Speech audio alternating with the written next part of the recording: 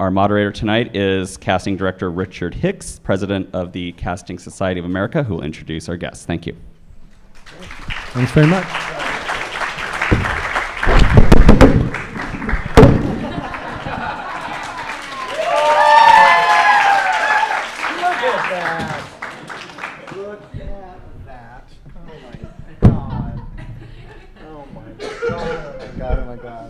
Okay. Hello. There we go.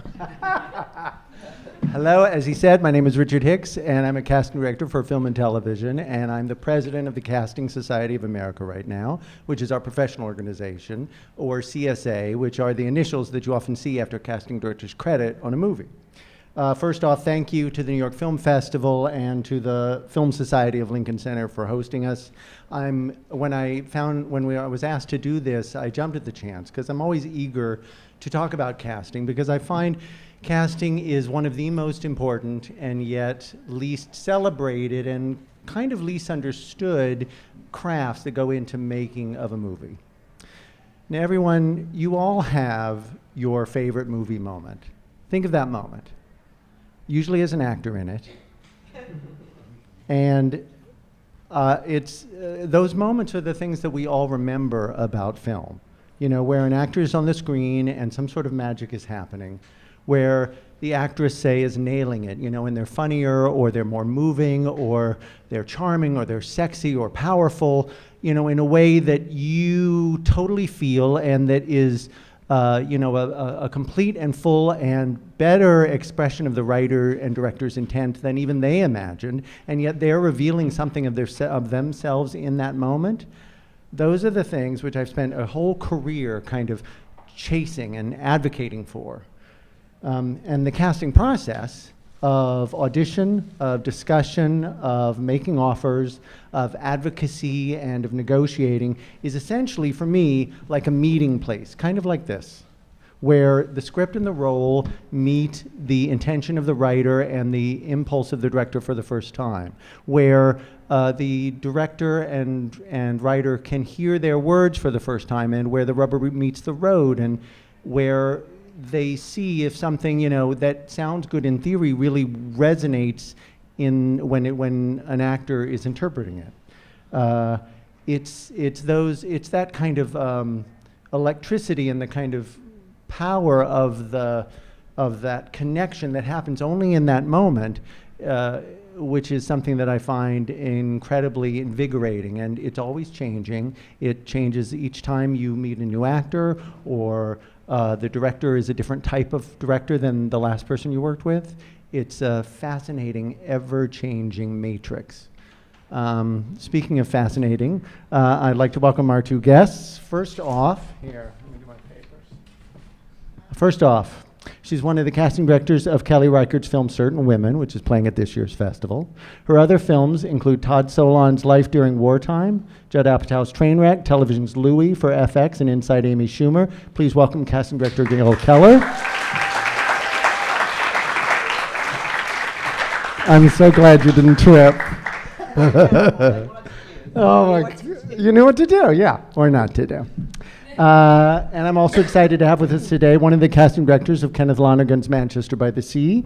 Having started off at Off-Broadway's Vineyard Theater, he's a casting director in film, television, and theater, including work on Mozart in the Jungle for Amazon. Please welcome Henry Russell Bergstein. My mic was broken.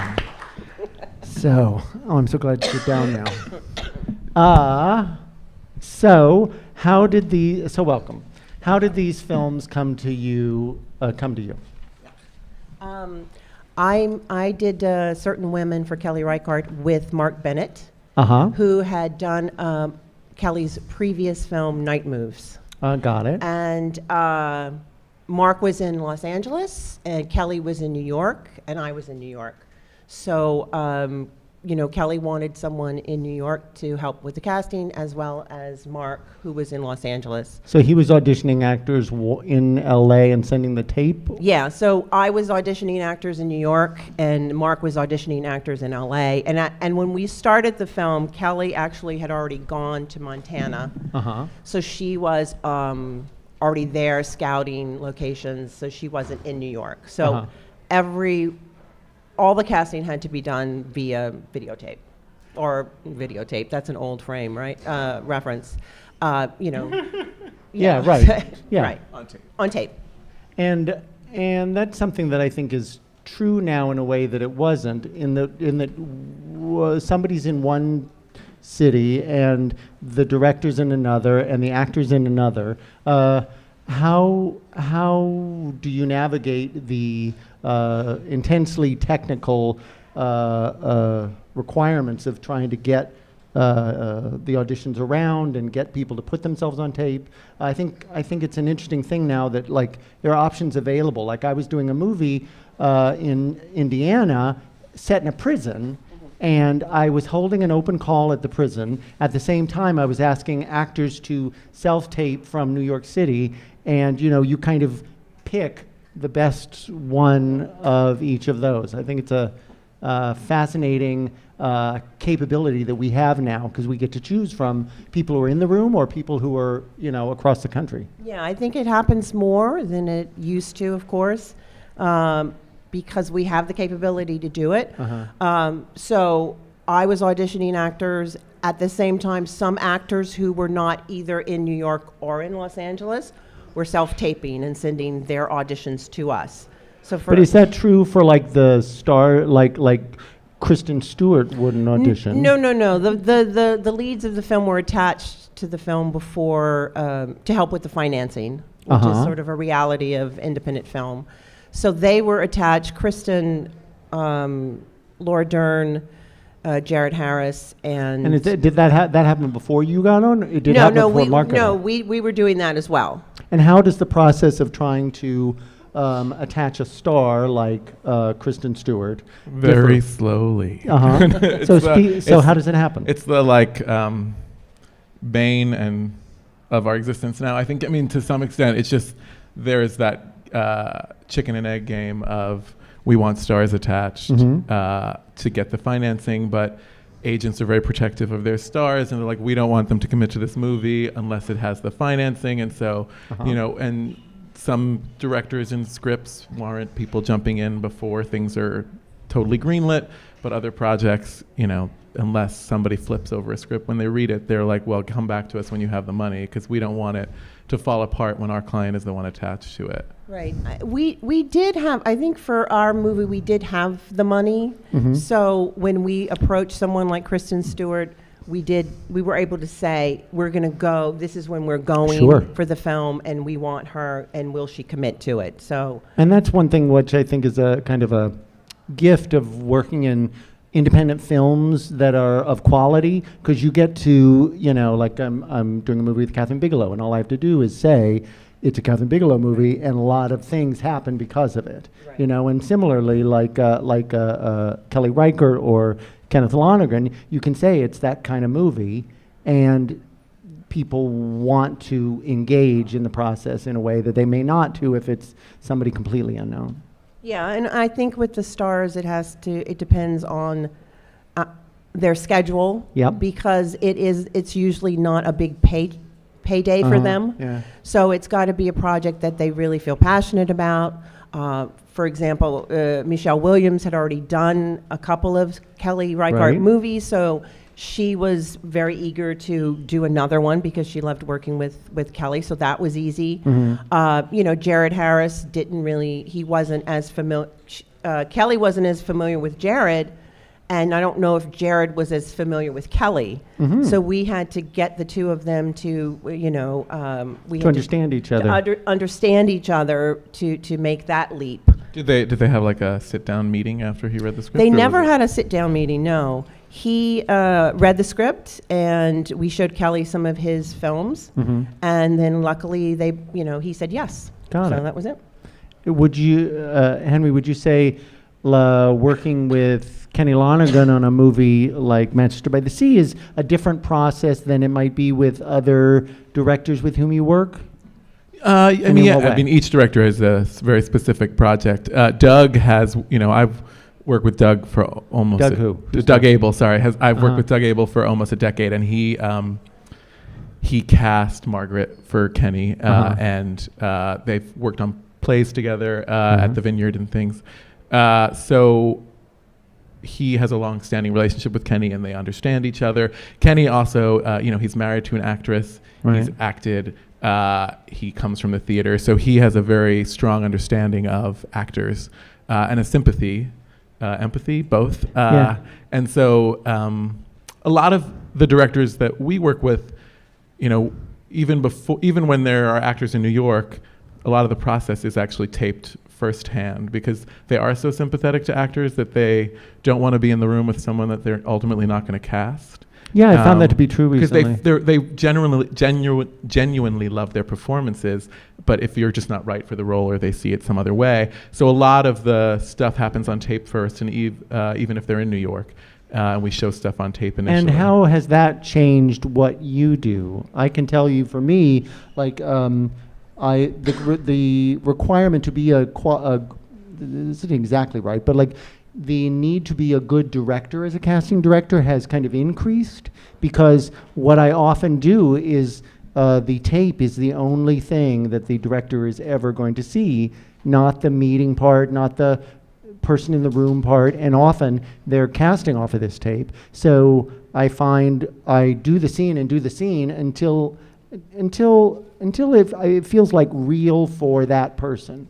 You know what I mean? Absolutely. Yeah. I didn't know Kelly. I knew Kelly's films before I started working on this one, but I went and watched all of her films because I didn't know That's all smart. of them. So I could get an understanding of her. Yeah. And I could see from the performances of the actors in her other films what kind of performance she might be looking for. Yeah, which is something that an actor who's auditioning for Kelly Reichardt might be smart to do as well. Absolutely, yeah. Look at those other movies, so you see that it's the small moments. She's a that very move her. minimalist filmmaker. Yeah. Not a lot happens. It also allows, I guess, a lot more, to some extent, creative risks or creativity for a casting director, because if you're just bringing people in for the director, I get nervous. You can't sort of bring someone in that you think is going to do a great thing that might be out of the box. But if you're putting people on tape first, you have the chance to see how it works, and if it is the great idea you think it is, and then show it to them. And also help an actor sort of hone the performance to what that director wants before they meet the director. So it sort of allows you to help the actor more.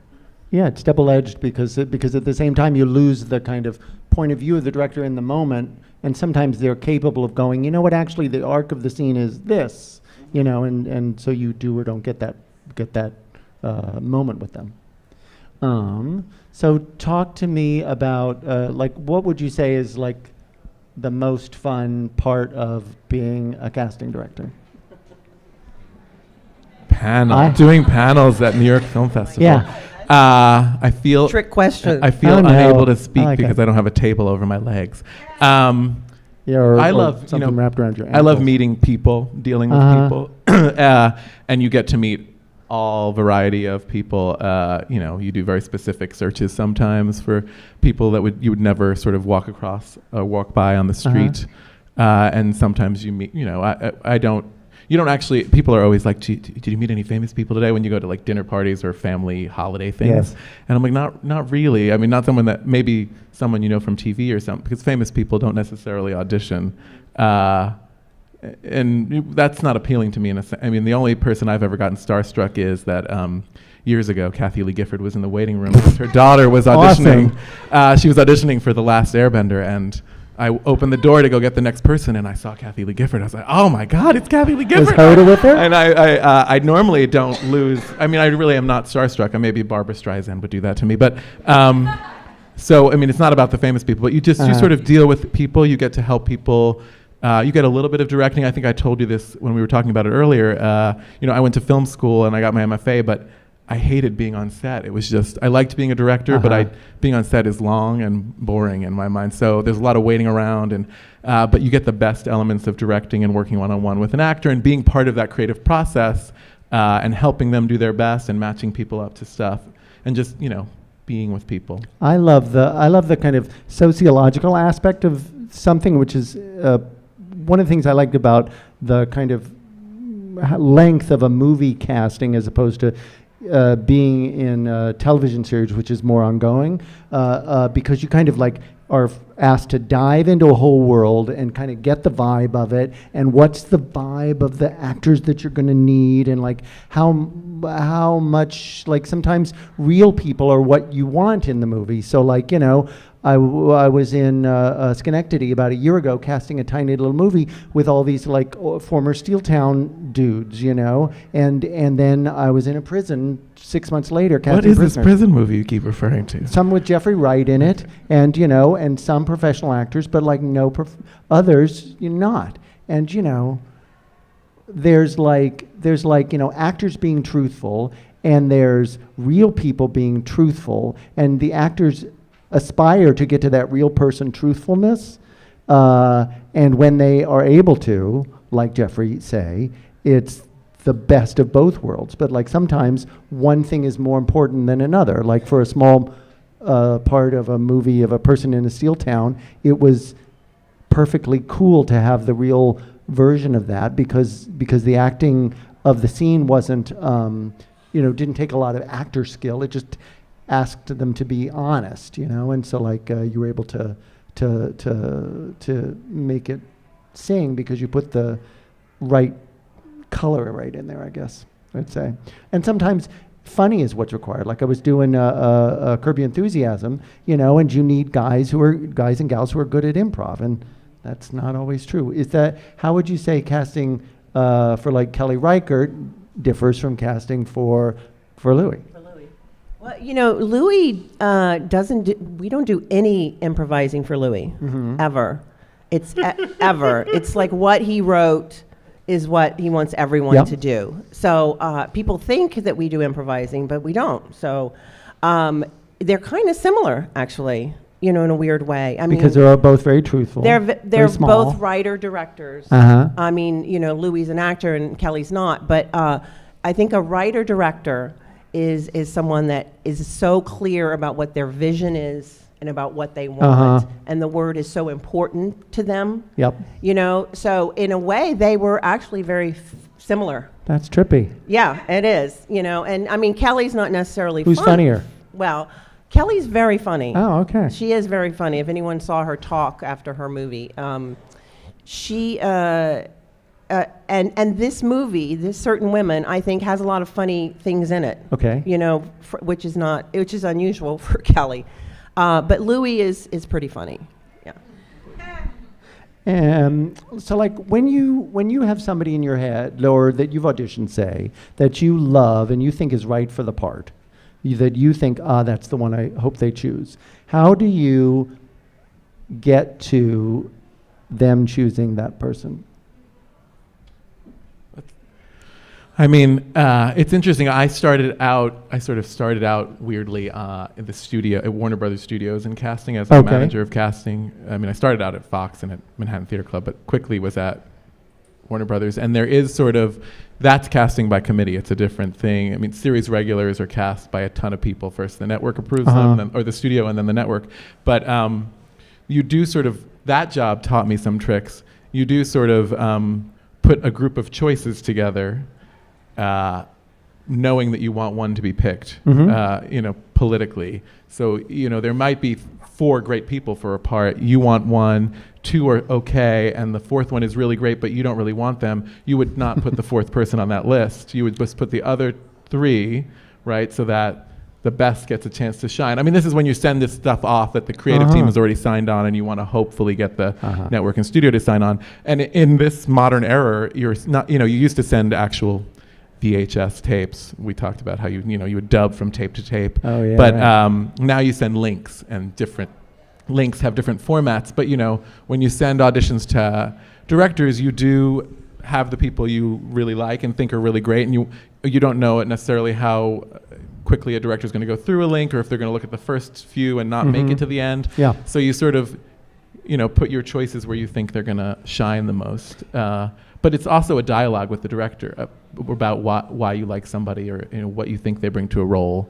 sort of. Right. I mean, it isn't like this manipulative thing that I made it out to seem. You are talking about it. You're not secretly. It's just in sort of make sure things get watched and things like that. I mean, there is a game you play with the politics of studio and network, but that's different, I think, from what we're talking about. It's a game with more players, I guess I would say, but it's still the same game. Like, I'm working on a TV show and I'm working on a film. In both situations, I do my best to try, and I can't control it, because at the end of the day, it's not our choice. We are hired to give our professional opinion about what would be the optimal choice, but at the end of the day, it's the director's or the producer's version of what works best for them that you are trying to serve. And sometimes they aren't good at casting, and so they don't really have a sense of what works best, what would work best, and you can talk about that, or and sometimes they are awesome at it, but they just have a different vision. I remember early on, I used to want to be liked more than I wanted to do the right job. Do you know what I mean? I'd want to be seen as cool and hip and smart and know what I was doing, and here's some cool actors. Well, yeah, they're cool actors, but are they the best ones for the job? And what do you do when they're not picking the best one? So if we go look back at your early You will! projects, are there going to be very shiny people in them? Not shiny so much as I came out of the independent movies in '93, and I just landed in LA, and I was Mr. Theater and Mr. I know what I'm doing. So all these kind of scraggly independent movie people, I would try to put in these Hollywood movies, and they were it just wasn't a good fit. And I thought I was so cool, but whatever. I mean, I find that a lot of times I do bring in the actors that I like their work, because I see a lot of theater, so a lot of times I'll go and see a play, and I really like this actor, and I bring them in for something. I guess I try not to get in their way too much, because either they're right for the part or they're not. Okay. And what I do isn't going to, I don't think, change that much of what they're going to bring to the character. You know what I mean? Okay, yeah. So I try to sort of just let them do their thing. But if they need some adjustment that I think the director might be looking for, I'll make that adjustment. But I do tend to throw the net wide. You know what I mean? Because there is some stuff about the part that I might just not know that the director is really in tuned with. So I try and bring a really array of actors. Oh, that's interesting. I go a different way. Yeah. So I'm like, you know what? Let me try a lot of different things here and see which one they respond to, and then then it'll help me pinpoint what it is about. Is that true for the people you're working with for the first time, or people that you consistently work with? I think it's both. Okay. I think it's both. Yeah. Because I come at it where I here's my point of view. You're welcome to disagree with it, but here's why I think it's the point of view. What do you think of these 5 baubles? You know what I mean? Right. 5 marbles, and if they don't want them, I have 5 more. Right. But it's just a different way of connecting with people. Yeah. I don't know why, because I'm not the writer, I'm not the person that wrote it, so I don't have that character in my head the same way. Yep. So I'm like, maybe I'll miss something that they really want in this role. I don't have all the answers, right? I'm actually, sometimes when I see an actor's performance, they inform me about the character. Yeah. You know what definitely I mean? during auditions, someone will come in and be like, "Oh, that's how it's supposed to be done." Exactly. I'm going to direct everyone else who comes in after those, them to do it with that in mind. I mean, not that way, but you realize a side suddenly pops when someone does it right, and you're like, "Oh, that's a thing that needs to happen." I mean, sometimes you know that, and after you've done it for a while, I mean, you know it more than not. Right. But every now and then there'll be a tricky side that you're just not sure how to crack. A lot of times you know what's wrong, but not everything that's right, so that's why when I see a lot of different types of people, I'm not going to just go for what's necessarily written on the page. I'm going to try and bring some other colors Well, to yeah, it. I think that's part of what we as casting people can do is what we kind of look at we take the script and then we kind of break the mold of it to hopefully see what shakes through and to say, does this have to be a man? Does this have to be white? Does this have to be 27? And sometimes the answer is yes, but often the answer is no, it doesn't have to be. And how does that change the script, and how can we keep finding our way to making the thing that we're working on look like the real world and not, the what am I trying to say, the kind of diminished Hollywood version of the world. Yeah. Has there been a time when,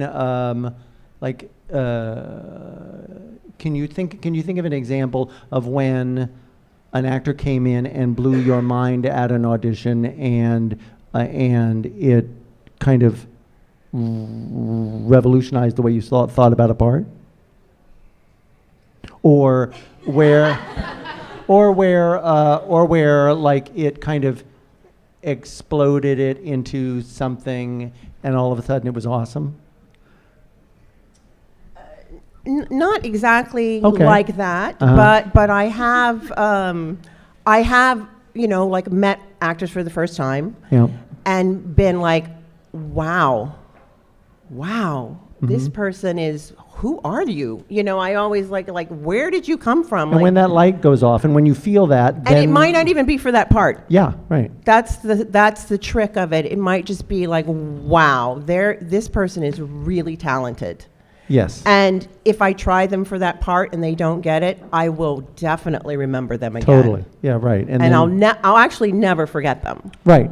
You know what I mean? I totally Everything do. I do, I'll think about them. They'll be in my And head. try to see if it could be a fit because like awesome actors are awesome, or are more likely to be awesome in many things, and so like the trick I find is to just get the actor to come in and show themselves fully and really kind of inhabit it and let the chips fall where they may, but like don't be afraid to show yourself, because it's that act of revealing yourself that that we kind of are trained to attach ourselves to, and the next thing you know, we're your fiercest advocate, I would say. I don't know.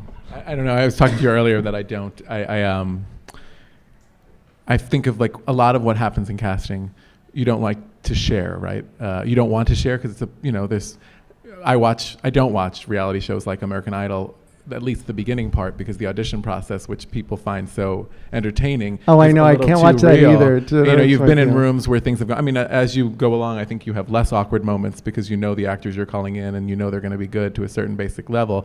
But I also never know like what kind of stories you can tell. I think of it as sort of like a sacred, safe space. Sure. I do know that there was a role in The Immigrant that was supposed to be a man, and there's an actress that James had already loved from Doug having introduced her to him in an earlier film. I don't know if she was in the other film or not, but they sort of found her. She was a famous Russian actress who had emigrated to the States and had taught acting here, but really hadn't been in much. And for The Immigrant, they actually... he wanted to try it. He didn't know where to put her, and she came in for one role, but Doug was like, well, what if we try her as this role that was meant to be a man? And it worked out, and she got the part. So, I mean, that stuff sort of happens when you have great actresses. You sort of make it... You kind of make it work for them. Yeah, because the movie's going to be better when another fascinating actor is in it. Kind of no matter what the part might be. Cool. Well, let's see. There were a lot of great, there's C.J. Wilson is in Manchester by the Sea, and he plays sort of the family friend, and he's sort of like a burly guy who, has several emotional scenes. But there were a lot of, great strapping guys that came in and had to cry for us. And that was, they were very moving, all of them. I mean, most of them that we called in were. But it's, you get to witness a lot of that kind of emotional stuff in auditions, I guess. How do you help create the circumstances where somebody feels comfortable enough to kind of do that? Phew. Well, you're really nice to them. Yeah. And Is everybody nice? I'm not nice. I'm very I- nice. you're I'm nice. very nice. I'm really solicitous. I'm very yeah. nice. No, it's you usually try and let them know ahead of time who's going to be in the room, so they're comfortable with who when they go in, who they know who's going to be there. You let them know if you're going to be taping it or not. You just sort of prepare them for the room a little bit, I think, and then you just let them go. I Right. mean, they've got to either do it or not, or they're not going to do it. Yeah, But I think you do this as well, but Doug reads with all the actors that are in our films. So it eliminates a person from the room right away, so it's a Yep. safer space. It's just usually me and him and the actor in the room, unless the director is there. And always we try to discourage, when it gets to that point, as few producers behind the table as possible. Sure. We never really are behind a table. We don't like to create that extra barrier kind of thing. Yeah, me too. I know that CJ does yoga before he comes into audition. He told this story on stage somewhere, so I don't feel like I'm speaking out of turn. But we try to also have even the waiting area be as sort of comfortable. Well, yeah, I try and not schedule too many people so that they're not. You kind of try and help. That, like, what am I trying to say? It's a real vulnerable thing for an actor to come in and go for a job that requires a lot of chops, and so you really want to respect that. You know what I mean? So I don't overschedule it, so that it's kind of like each person's turn to come in and contribute to the artistic conversation that is the audition process. And like you say, you're really respectful. I read with the actors too, so like I'm looking them in the eye and I'm trying to be honest with them, and I kind of by association invite that level of commitment, and so often it shows itself.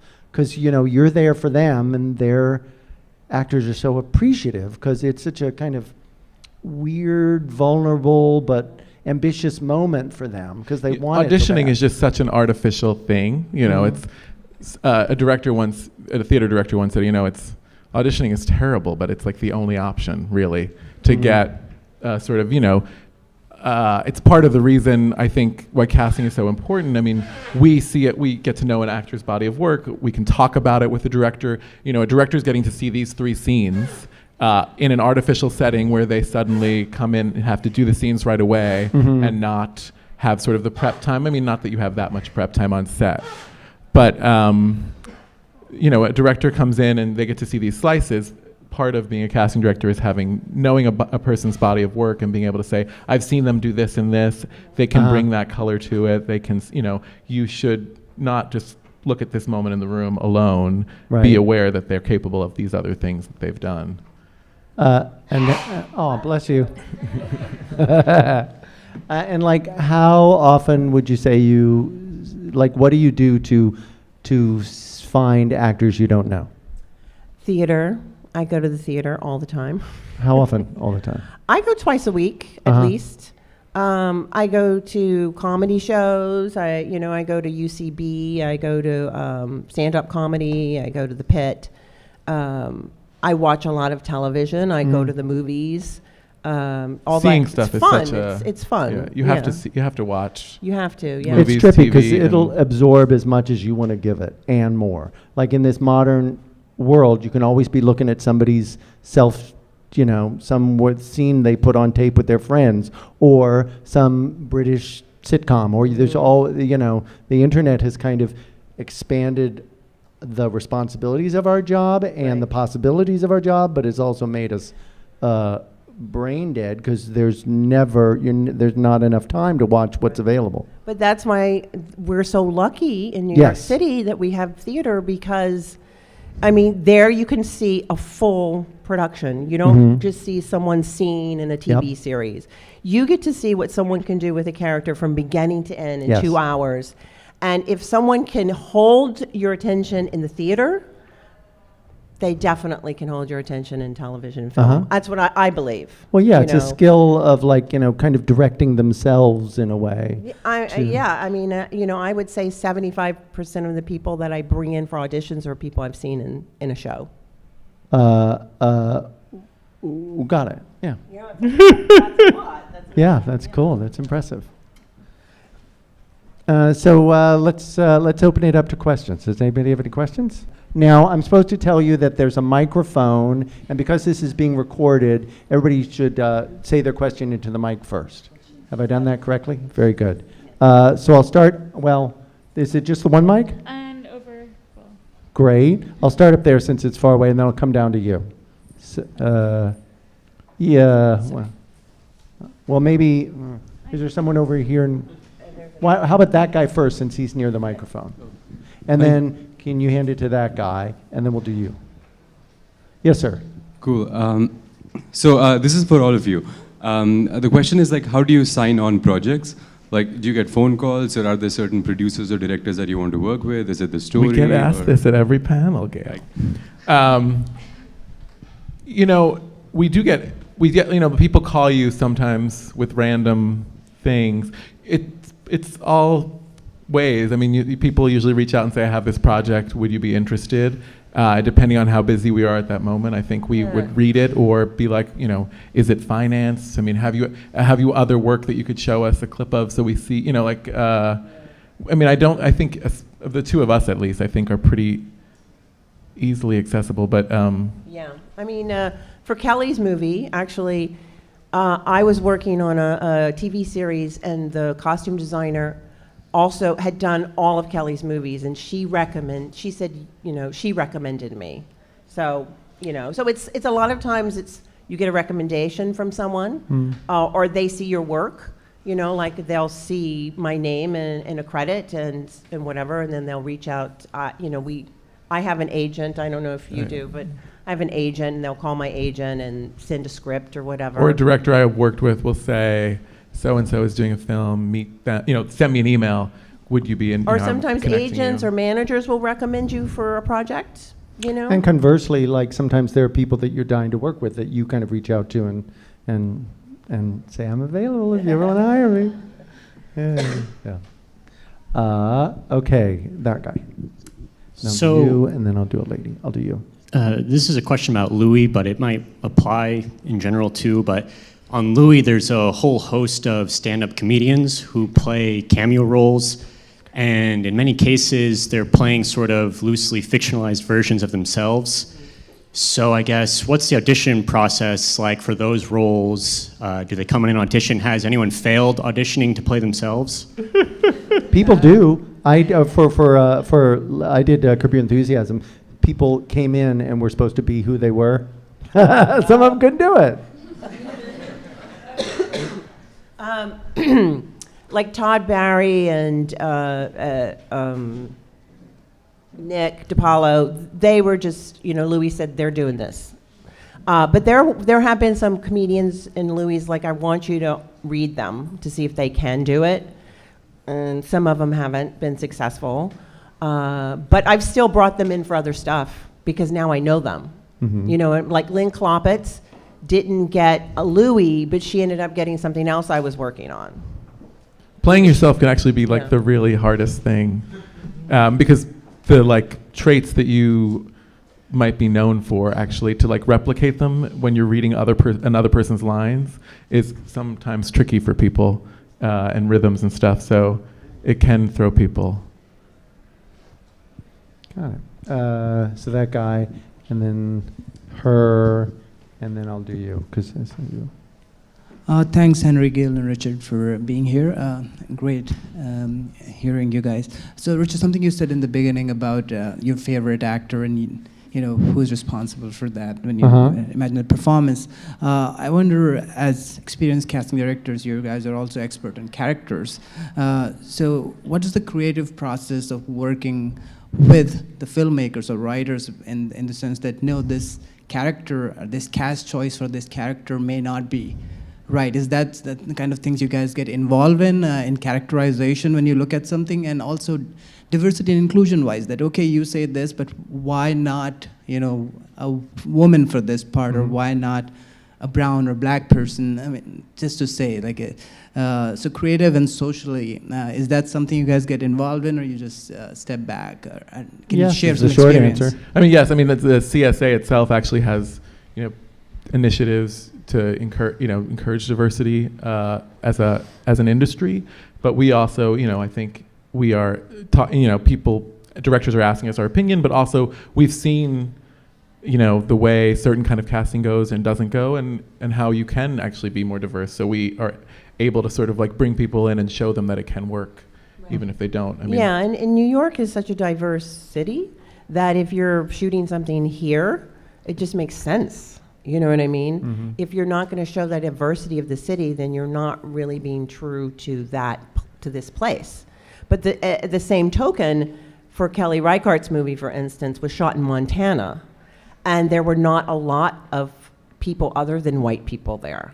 I mean, there's a huge Native American population there, but that's about it.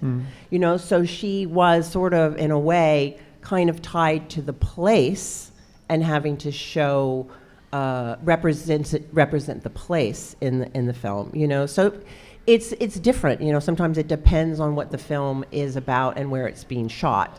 But I think we as casting people are kind of very often uniquely placed to help move the ball forward. It's kind of a group effort because all the director and the producers and everybody has to not be behind the times, but like it's kind of up to us and also not, but we can move that ball forward, I think. I Thank forget you. who. Yes, ma'am. Hi, And I'm then- And then that lady. Hi, I'm a filmmaking student, and I want to ask about during the casting, from your perspective, like how do you see the actors and actress? I mean, like, what specific element are you looking for from them? Do you just do you sit back and observe them from a very objective perspective, or what? I think it's an interplay. You can answer. I think it's an interplay. It's subjective, and it's subjective for the part and the moment and everything, and then it's objective about your database of who this person is and how their relative talent and what their vibe is, and putting that in your files. And so you kind of work on two ways at once, I find. Yeah, and you try and know the actor as well as you can. If you're meeting someone the first time, what their audition is all you really kind of have to go off of. So you have to make a decision, in that moment. But then you also have the opportunity, like Henry said, we do this for so long. We see an actor's career from the beginning to as it grows and changes, and then we're able to subjectively, I guess you could say, make a decision about them as someone fitting that role. But it's based on their body of work. So that's an advantage that we have because that's all we do. You know what I mean? It's just constant for us of seeing an actor from sometimes 12 years old, Scarlett Johansson when she was a little girl, Yep. to where she is now. It's like we watch that process the whole, and a director may just come to it and just know maybe one thing that actor has done. there are also actors that we know don't audition well. There are actors who are brilliant actors, brilliant screen actors, don't audition well, or even theater actors. But so you have to, be aware of that, know that, and sort of work directors past that and show them other work. It's just because it is such an artificial process, the audition room. Okay, was it you? No. Yes? I think it was you. And then I'll do that guy, then that lady all the way back there, and then I don't know what I'll do. Thank you for the presentation. It sounds like really fun work. I'm assuming that you don't always just cast one actor in a movie, and you may be doing several at a time. And often you see a film and all great actors, but just essentially, one works with a kind of intensity that, and another one might be really breezy, and the contrast doesn't really work, or sometimes in family situations, you know, the actors look so physically different Yeah, from I know, each it's other trippy. that it can get in the way depending on what kind of a story it is. So how do you work around? I mean, what happens when you find a really great person for the protagonist, but you know, then you can't get your favorite person for the second? Well, then I think you weigh the relative merits of how important it is to have that person as the, you know, that you build a puzzle and you make you rise or fall by the decisions you make about what's most important. So with that guy who might be a compromise in other areas, is it the right move though still to have them as the protagonist, because that is the linchpin of the story, or it's, you know, it's the most important thing, or maybe it's not maybe I don't need the best actor there, I need somebody really handsome there, or I need somebody really funny there, or there's something, like, I could go with this other choice which would allow me this and this and this and this choice, which in the aggregate would be better for the story. But, you know, ultimately, it's not our decision. Right. So you can blame the director for that. And I often do. I do a We're lot. bringing in the actors, but they're making the decision, you know, ultimately, it's always their decision. You know, so we do the best we can, but, you know, it's their film and their decision, so. It is an interesting thing, though. I mean, like, it's actually a subtle difference that one actor's style is very intense and someone else's style is sort of laid back. I think most directors will migrate to the same style of acting, so they tend to sort of self-select people who do the same style in a film. I feel like that might happen more when you're like casting a bunch of celebrities and things, and then they come together and they have their own way of working, and it doesn't necessarily always mesh in the same way. It might be a financial decision to have to name people, and then it doesn't necessarily match up. You know. Yes, ma'am. I think it was you. There you go. Hi. This is a next generation question. So there are amazing developing producers, young writers, directors that are extraordinary. Where would that group of up-and-comers connect with some of the up-and-coming casting agents that are being trained as we speak? Casting directors? Casting, they're not directors yet, correct? No. Well, there's casting directors, and then people, the next step down are casting associates and casting assistants. We don't call ourselves casting agents anymore. The CSA, the Casting Society of America, has a website where you can go and post a project that you're working on and describe the details of it, and interested casting people, CSA members, could contact you about working on it if they were interested. Another thing you could do is like look up the movies and TV shows and theater productions that you think have awesome casts, and try and contact the offices of those people, because like their associate who may not be ready to set up their own shingle may be of a mind to take on a project as a casting director, and and work on it for less than it would if you were trying to hire the fancy version of the person at that office. I forget, did I say somebody after her? The man with the big hand. Okay. Right Okay, great. Thanks a lot. I just wanted to go back a little bit to a different question.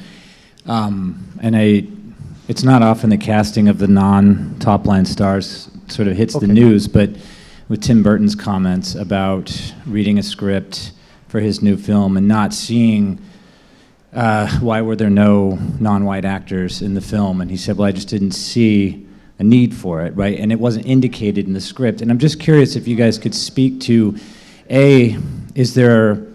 what can you do in that situation? And you spoke to it a little bit, but also what things have you guys thought about in terms of trying to say, well, if it's not indicated a race, how can we still say this could be a non-white person, in terms of your suggestions to directors? Well, you could just bring them those people, and they could see for themselves. You know what I mean? I think it depends on the relationship you have with the director. You know, I mean, you got to remember we're guns for hire. You know, so we get hired by directors and producers, and so we want to get hired again. So we do have to, we do have to answer to some people. We can't just do whatever it is that we want. But I think that, if you're taping actors, if you're putting actors on tape, which we so seldom do now without directors or producers in the room, like I said, you bring in an array of people and let them see for themselves. Or like Henry said, the casting director said to the director, what about this person for this role that was a man, and how about that for a woman, Or the director may, hopefully they'll also be able to see that themselves and be able to do that themselves and not just have you do it. But also you can suggest it. I mean, nothing hurts by making that suggestion, Yeah, you put diverse names on your list, you bring in diverse people, and you talk about diversity when you have that opportunity. I mean, it does really depend on the dialogue you're having with the specific director. You kind of, in a kind of appropriate way, challenge them to defend that position, I think. I was working on a TV show set in ancient Egypt where it was a TV thing, and they were like, we can't have more than 2 black people in this thing because it won't sell foreign. And I was like, dudes, what are you talking about? We're in Egypt, and yet I couldn't have a argument about it. What I had to do was kind of subtly, time after time, return to the reality of what that was. And eventually it kind of wore them down so that they were open to something that they should have been open to right from the beginning. Okay, we got time for like 1 or 2 more questions. Yeah, I saw his hand up, and then I'll do her. So both of the movies that you have in the festival this year are set in Montana and Massachusetts, and I guess, how do you strive for that? States. Sorry? M states. M states, yes, with very thick accents sometimes. So I guess, how do you strive for that authenticity with actors in the room? Do you just sort of maybe postpone that thought and think they can work out the dialects later, or finding, I guess, also because you're not on the ground and you're not doing location scouts, how do you get that essence of the locality? We, with Manchester, more so with the younger folks than with the older ones, but when they initially came in, we didn't necessarily encourage them to do an accent.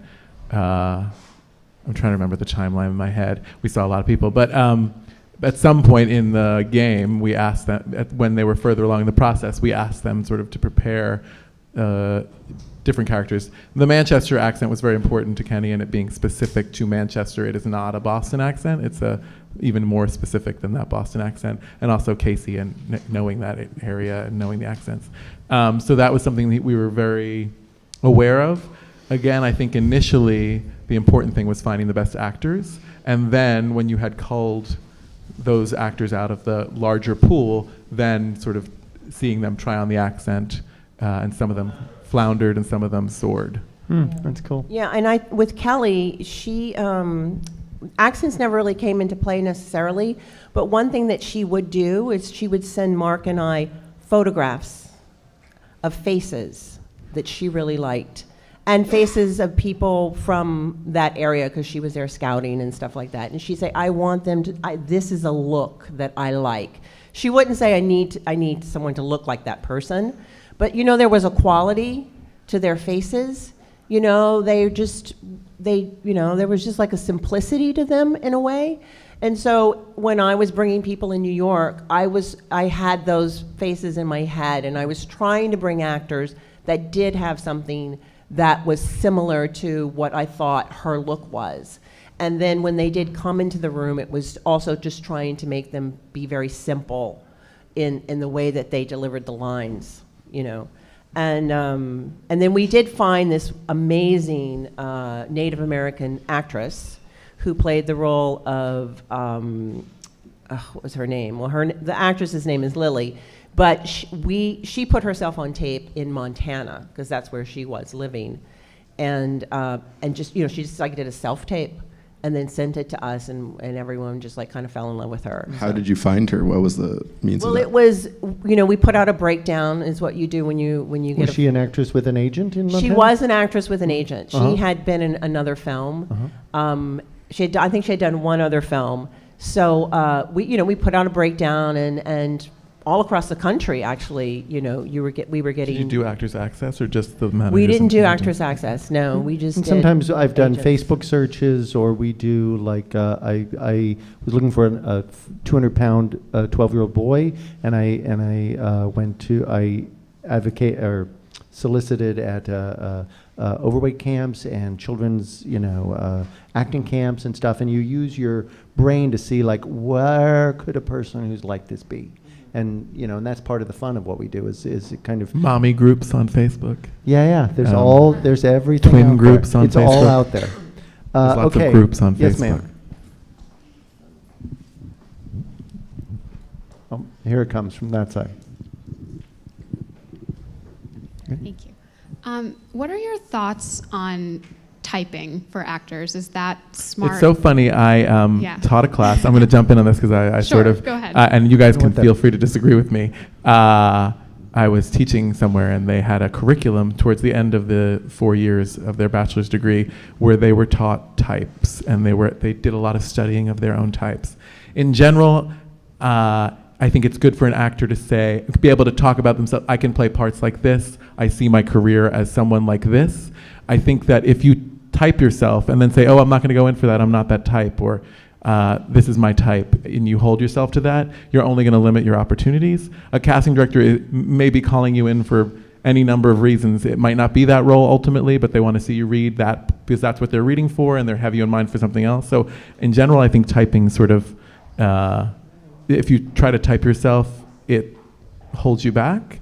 It's good to be able to talk about what you see yourself as, and actresses whose careers you like and would like to have, and roles you think you would succeed in. But I don't think typing is. I've never heard that. But I totally agree with him 100%. That it's limiting. It's limiting for for an actor, right? Yeah. Great. Well, thank you everybody for coming. I promise not to trip next time.